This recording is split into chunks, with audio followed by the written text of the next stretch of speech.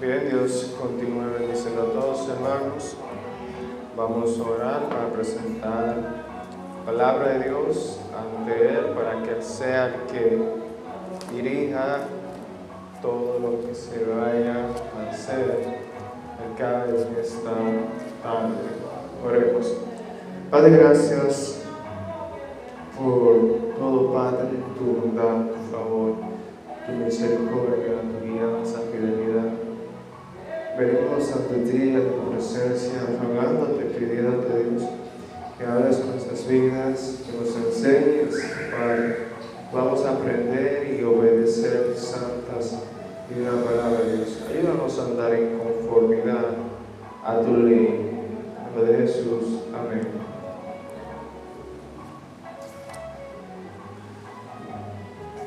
Bien, hermanos, Dios le bendiga nuevamente.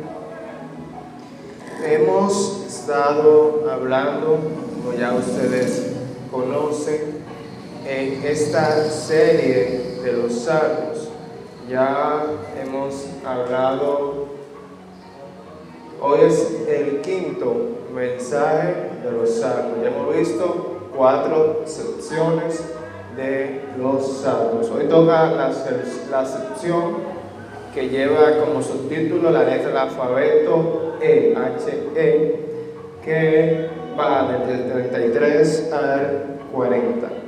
Y vamos a estar hablando bajo el título Un corazón íntegro y renovado.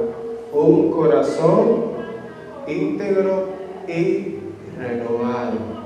La importancia del corazón en la vida del creyente, del cuidado del corazón. Sabiendo que cuando hablamos del corazón, hablamos de la esencia del ser humano, de ese conjunto de pensamientos, actitudes, decisiones que integran al ser humano. La Biblia nos habla, nos dice sobre toda cosa guarda tu corazón, porque de él mana vida. Como el ser del corazón, de los tesoros del corazón, eso es lo que vamos a dar.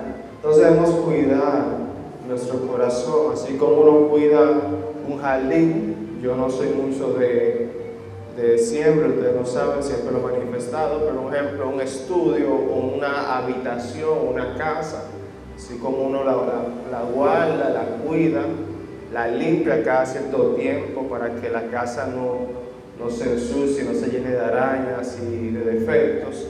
Así no tiene que guardar el corazón, porque si no guardamos el corazón podemos caer en un terrible estado. Y el terrible estado de pecado no es algo de la noche a la mañana, es descuido, que podemos caer, ir deslizando hasta caer terriblemente. Entonces vamos a hablar sobre un corazón íntegro y renovado. Vemos aquí nuevamente la dependencia del salmista, 9 peticiones que vamos a analizar en 8 versículos. Si ustedes se fijan, aquí tenemos solamente 8 versículos, pero de entrada tenemos 9 peticiones, 9 plegarias, oraciones que eleva el salmista a Dios, dándonos a entender que la solución al problema que se va a plantear es la oración, como el salmista actúa de frente a esa situación, como también actúa de frente a la otra, es en oración. Vemos 9 peticiones hechas en estos 8 versos. La amenaza que le impide correr el camino de Dios no es el ambiente hostil, como vimos en Gimel, el tercer mensaje, los versos del 17 al 24. Cuando tratamos la tercera porción del 17 al 24, vimos que lo que le impedía al salmista vivir una vida de santidad, de consagración, era el ambiente hostil en el cual él habitaba. Luego, en el mensaje anterior, vimos que el impedimento era la dificultad de la vida, la dificultad que atravesaba el salmista, era el impedimento para correr esta carrera de la fe. Pero aquí, en esos 8 versos, la dificultad, pero aquí la situación es el corazón inconstante que quiere obedecer, pero puede fácilmente apartarse, a ser atraídos por propósitos egoístas y cede a las tentaciones que entran por los ojos. Aquí la situación que puede impedir al salmista correr el camino de la fe cristiana, correr el camino de Dios, es el corazón inestable, ese corazón inconstante. Quiere obedecer a Dios, vemos que este salmista quiere obedecer a Dios, pero puede fácilmente apartarse, a ser atraído por propósitos egoístas y cede a las tentaciones que entran por los ojos. El comentarista Siglo lo describe de la siguiente manera: la lealtad del corazón amenazada por la deslealtad del corazón. La lealtad del corazón, un corazón que busca a Dios, quiere a Dios, atacada por la deslealtad del mismo corazón. Esas dos naturalezas, la carne y el espíritu. El espíritu está dispuesto, la carne es débil. Entonces esa es la temática de aquí, el corazón, la batalla del corazón. Ahora bien, ¿cuál es la solución? ¿Qué le dice el Señor a Pedro? Velar y orar. Debemos orar. Solo Dios puede mantener nuestro corazón obediente. Solo Dios puede mantener nuestro corazón obediente.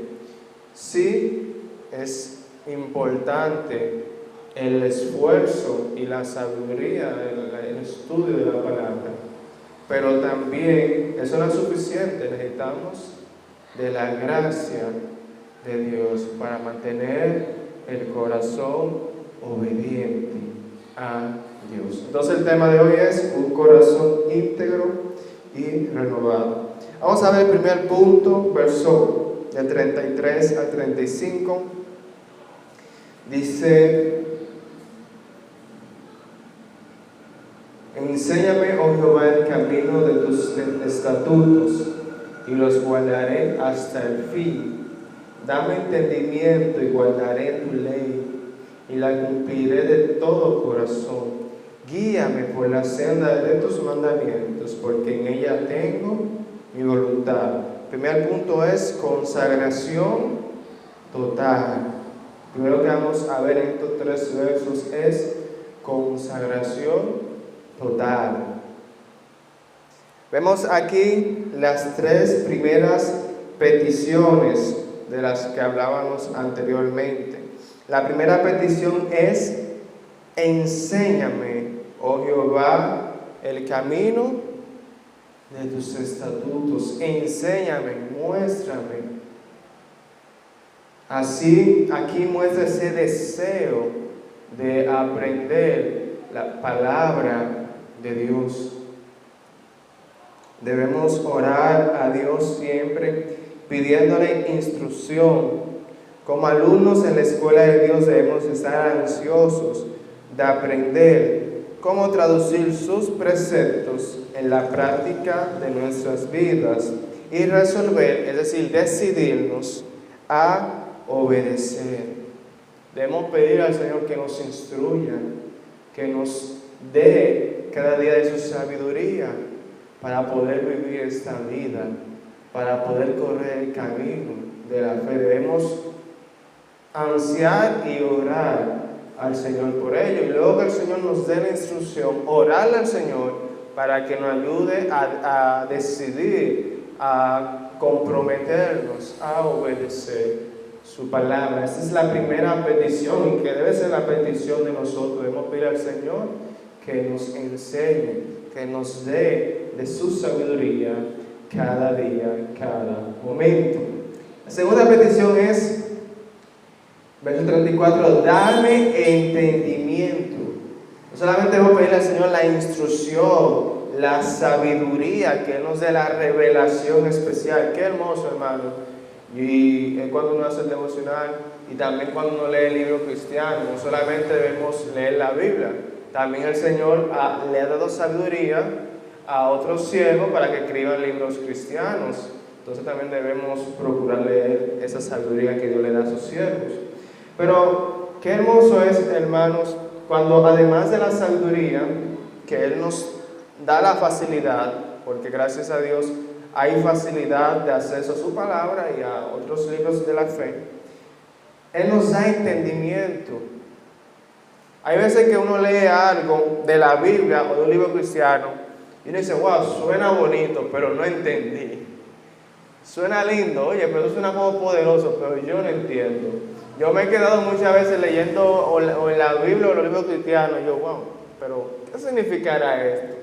Y le doy mente y no sé qué significa.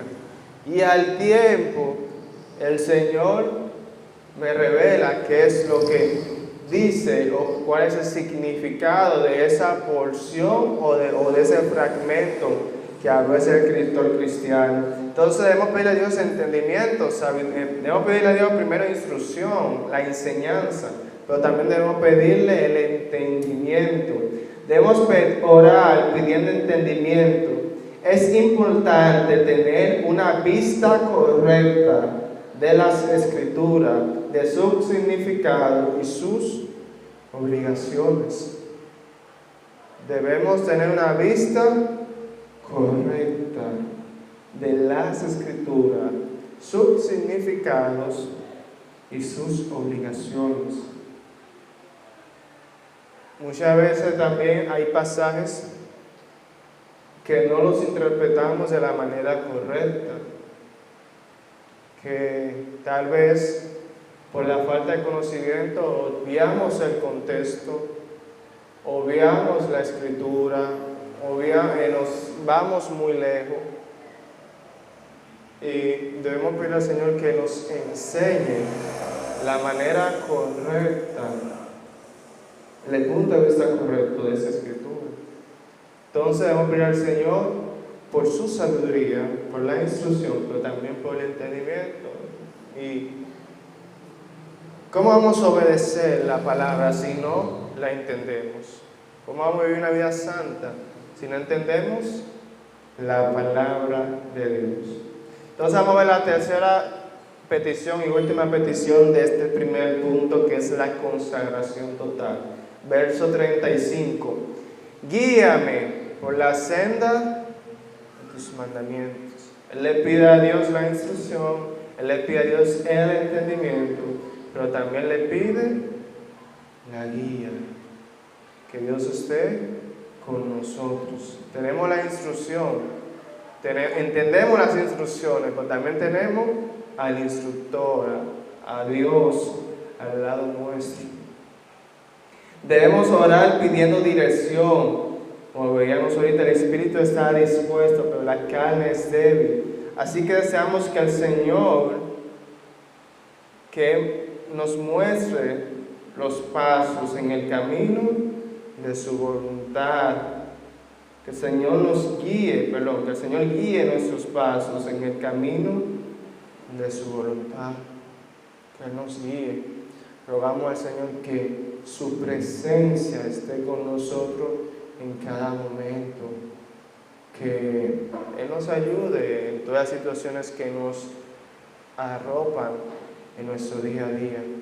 Qué hermoso, hermanos, estas tres peticiones.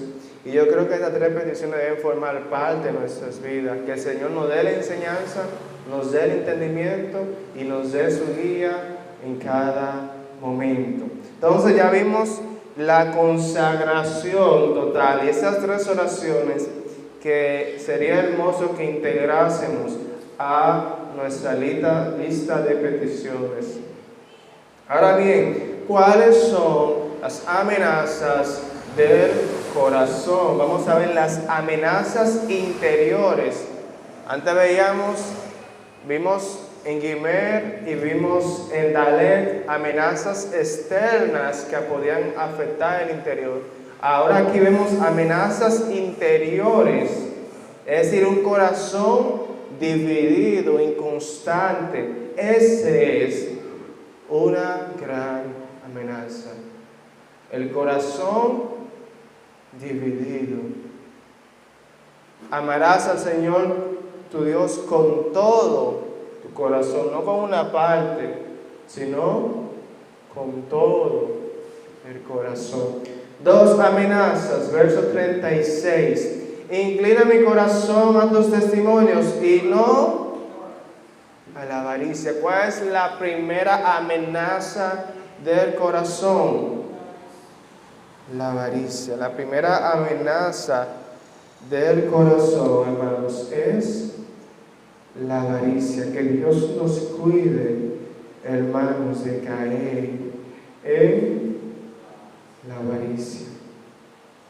La avaricia es un terrible pecado que lamentablemente arropa a la humanidad. Me gustaría leer un comentario de Diario Vivir que nos habla de la avaricia. Nos dice lo siguiente: en nuestro mundo actual, la gente muy a menudo codicia las ganancias económicas.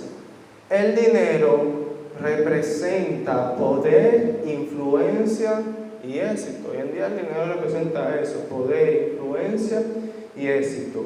Para muchos el dinero es un Dios. No piensan demasiado en otra cosa, sino en el dinero. En verdad, puede comprar ciertas comodidades y ofrecer alguna seguridad. El dinero se ha vuelto tan importante para algunos que harían casi cualquier cosa por obtenerlo. Terrible esto, hermanos. La realidad es que para la sociedad actual el dinero se ha vuelto un Dios. No es pecado el dinero, para nada. El dinero es una necesidad básica. Abraham era rico, Job era rico. La riqueza no son pecado. Pecado es amar a las riquezas por encima de Dios. Y cuando el Señor habla del amor a las riquezas, ese no era como el único pecado, el pecado central. Había como una amalgama, un grupo de pecados que se desprende del amor al dinero. Del amor al dinero se desprenden otros pecados que conocemos, que rodean, permean a este. Entonces, hermanos, lamentablemente muchas personas harían cualquier cosa por dinero. Vemos hoy en día cómo muchas personas engañan a los demás por dinero. Esa es su vida, su modo vivendi. ¿Cuál es su modo vivendi? La fuente de sus ingresos, de muchos ingresos para ellos: engañar a los demás. Vemos también cómo muchas personas en la actualidad se prostituyen para ganar dinero y ganan gran dinero. ¿Cuál es su modo vivendi, su método de superación? Por la virtualidad, la prostitución. Y vemos cómo otras personas se dedican a otros negocios que conocemos que no son correctos, que no son lícitos. Hacen cosas terribles. ¿Por qué? Por dinero. Debemos rogar a Dios, hermano, que no caigamos en la avaricia. El dinero es importante, da comodidad, da seguridad, pero no es lo más importante. Lo más importante es Dios. Pero mucho más valiosa que la riqueza es la obediencia a Dios. Oigan esto. Debido a que es más un tesoro celestial que uno terrenal. Si vamos a Lucas 12:33, vamos allá. Lucas 12:33. Vamos a ver qué es más valioso que el dinero.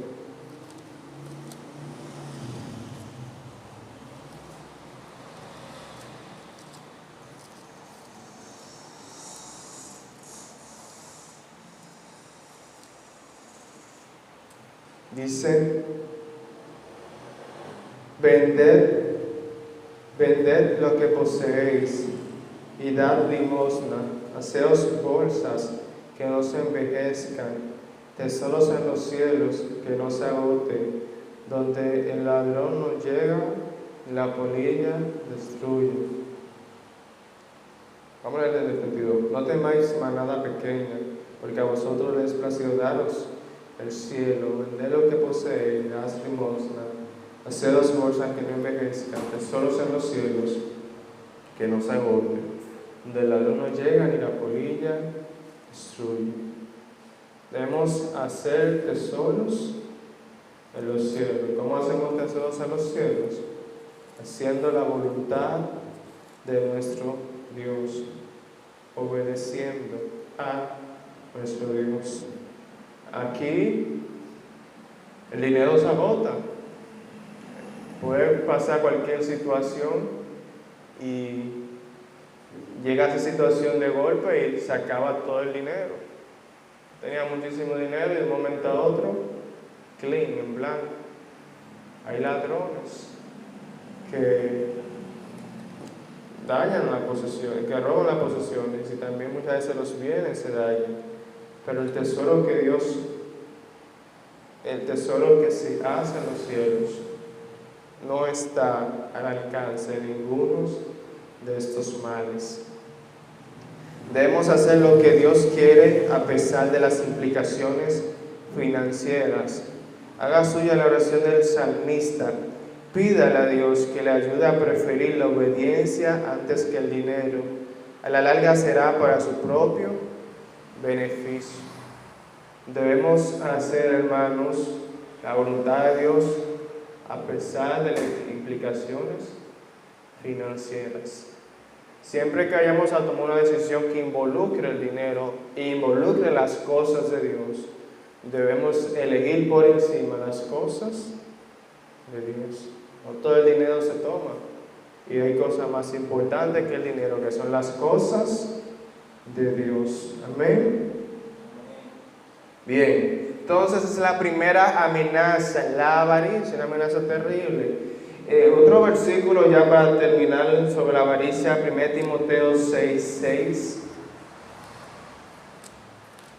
Ya para concluir con esa amenaza, 1 Timoteo 6:6. ¿Qué nos dice 1 Timoteo 6:6?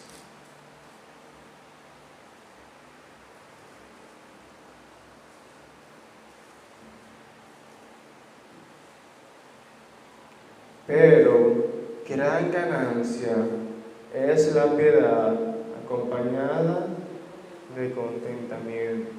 Podemos seguir, porque nada hemos traído a este mundo, sin duda nada podremos sacar.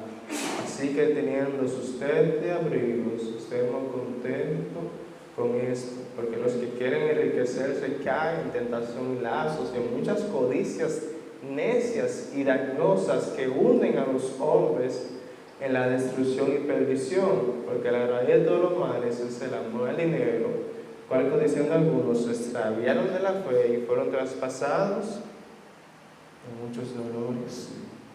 Gran ganancia es la piedad, acompañada de contentamiento. Roguemos a Dios que nos dé contentamiento, que estemos contentos con lo que tenemos. Hermano, la realidad es que tenemos tantas cosas y nosotros invertimos tan poco tiempo en apreciar las tantas cosas que tenemos. Si ustedes se fijan en eso, invertimos más tiempo deseando las cosas que no tenemos que apreciando las cosas que tenemos. Somos tan bendecidos. Me recuerdo que anoche yo veía la gente de Turquía, creo que era de Turquía esa gente, un país así, y esa gente están caminando, el agua le daba por ahí, no sé si era el fenómeno de la niña, y tú veías a sus padres, a sus niños, y un barrio entero, es una comunidad entera, caminando con el agua por encima del ombligo, los padres cargando a los hijos, toda una comunidad devastada, inundada, y no quedaba nada.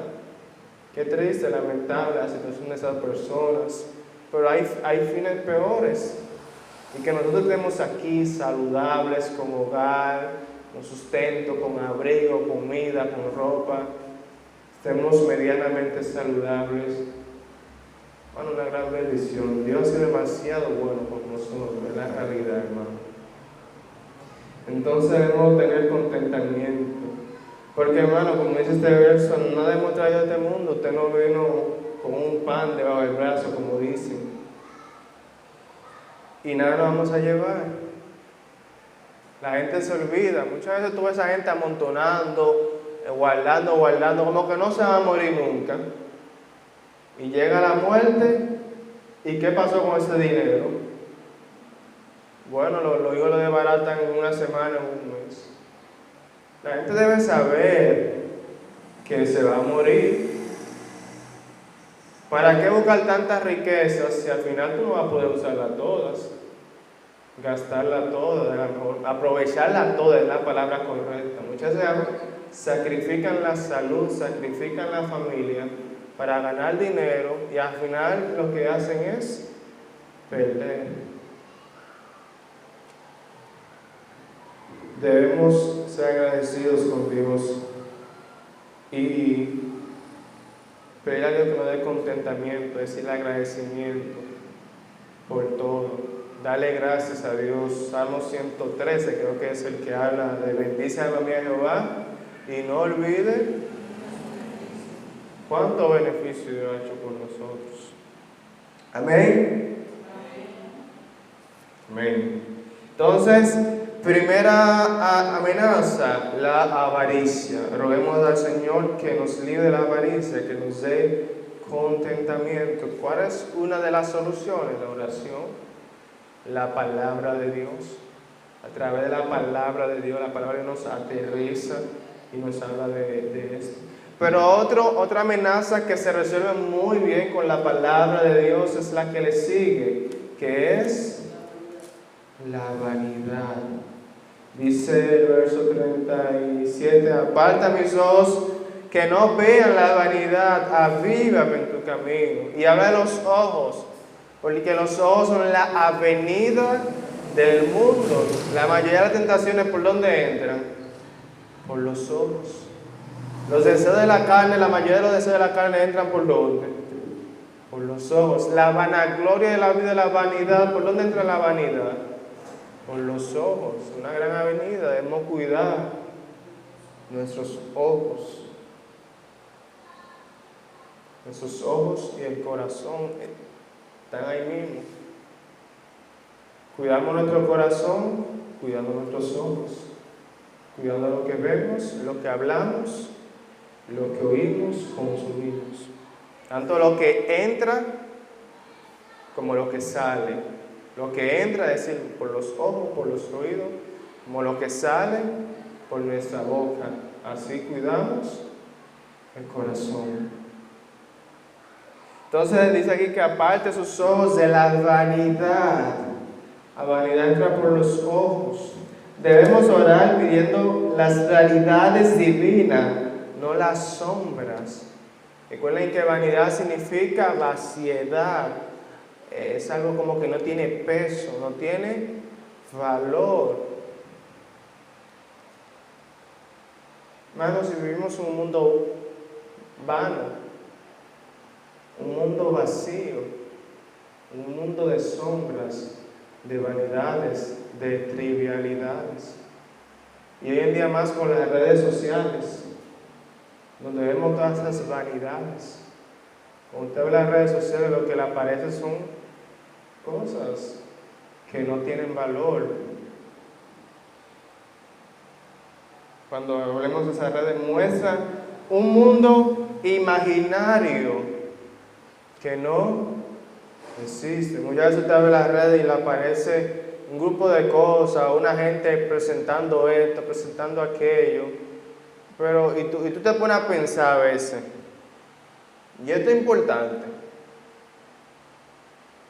pero eso es lo que te presenta. Una persona presentando esto, que yo adquirí esto, adquirí aquello, y que mira lo que yo tengo, y mira esto, y tú dices, ven acá, pero, hace algo importante, hace diferencia. Entonces vemos como las redes nos muestran un mundo imaginario y realmente esas personas no son felices. Eso que ellos tienen que muestran no los llena, porque es un mundo imaginario que no existe, el que nos venden las personas a través de la televisión, a través de las redes sociales. No estamos diciendo que la televisión y las redes sociales son pecado, no, sino que muchas vanidades se presentan a través de ellas. Entonces, hermano, debemos rogarle al Señor que nos aparte de la vanidad. ¿Y cómo nos apartamos de la vanidad? Con la palabra de Dios. En la palabra de Dios está la realidad, lo que es real, lo que importa, lo que tiene real valor, está en la palabra de Dios. El mundo dice una cosa y la palabra de Dios dice otra cosa, pero lo que realmente se cumple es lo que dice la palabra de Dios. Hay sabiduría de alto valor en esta palabra. Entonces roguémosles a Dios que nos muestre las realidades divinas y no las sombras de vanidad que nos presenta este mundo. Entonces, ¿cuáles son las dos amenazas? La avaricia y la vanidad. Son dos amenazas que dividen el corazón de la persona. Y roguémosle a Dios que nos, así como le rogó este salmista a Dios que lo apartara de la avaricia y de la vanidad, roguémosle a Dios, hermano, que lo aparte de estos pecados. Entonces ya vimos la consagración total en las tres peticiones, vimos dos amenazas y tercero vamos a ver el cuidado fiel de Dios del 38 al 49. Dice el 38, confirma tu palabra a tu siervo, confirma tu palabra a tu siervo. ¿Qué quiere decir esto? Debemos orar para que Dios confirme su promesa. Nuestro derecho a su promesa está en el hecho de que le tememos. Él dice a él, bueno, Dios, confirma tu promesa, pero yo te he obedecido. Confirma tu promesa a tu siervo que te teme. El derecho de este siervo lo reclama. Obviamente no merecemos nada, pero él dice, Dios, yo te he temido y tú prometes que al que teme a Dios, ahí ande bendiciones. ¿O me equivoco? Hay un verso que dice, honra, riqueza y vida hay para los que temen a Jehová. Y otro que dice que hay muchas promesas para los que temen a Dios. Entonces, podemos reclamar esa promesa si tememos a Dios. Como le digo, esa es como la promesa más grande que yo he visto, una de las más grandes, o de la que más me gusta particularmente, es riquezas, honra y vida hay para los que temen a Dios, parafraseando. Sí, 22:4.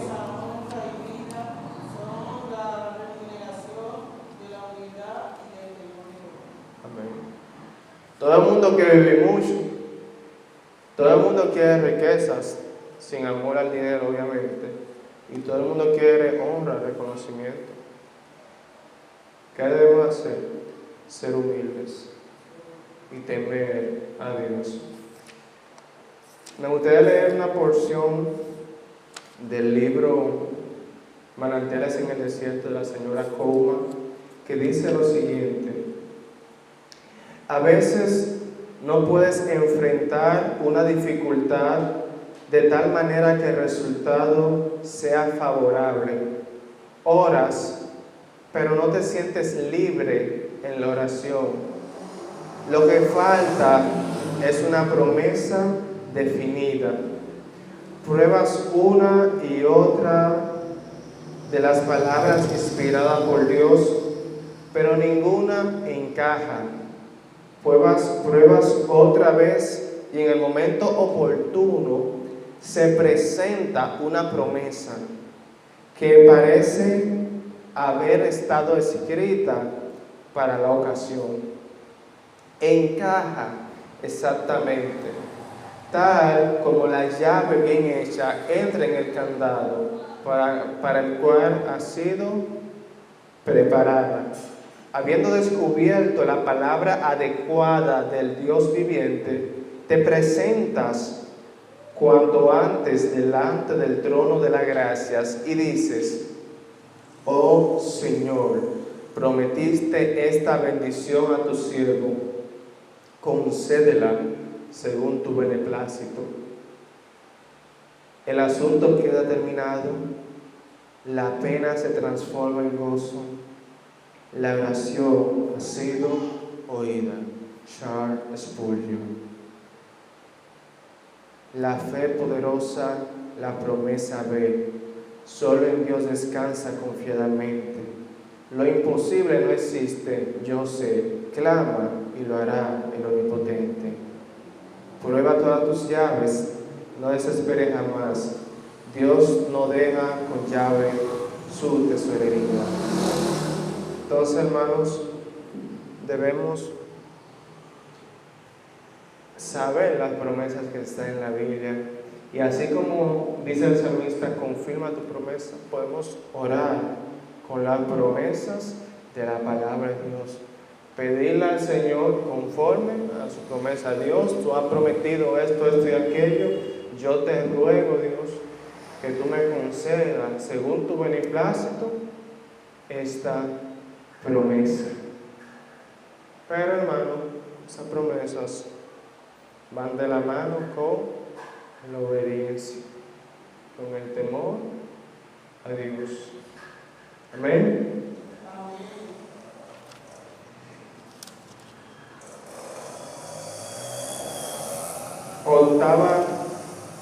Octava petición. Octava petición. Quita de mí el oprobio. Verso 39. Quita de mí el oprobio que he temido, porque buenos son tus juicios. Debemos orar también para que guarde de reproches y de cualquier otra cosa que traería vergüenza o deshonra sobre el nombre de Dios. Que el Señor nos libre de deshonrar su nombre, de traer vergüenza a su nombre. Y por último, última petición, verso 40. He aquí, yo he anhelado tus mandamientos, vivifícame tu justicia. Debemos orar, hermanos, pidiendo avivamiento personal. Que el Señor nos avive, nos vivifique. Isaías 35:7. Vamos a ver qué nos dice Isaías 35:7.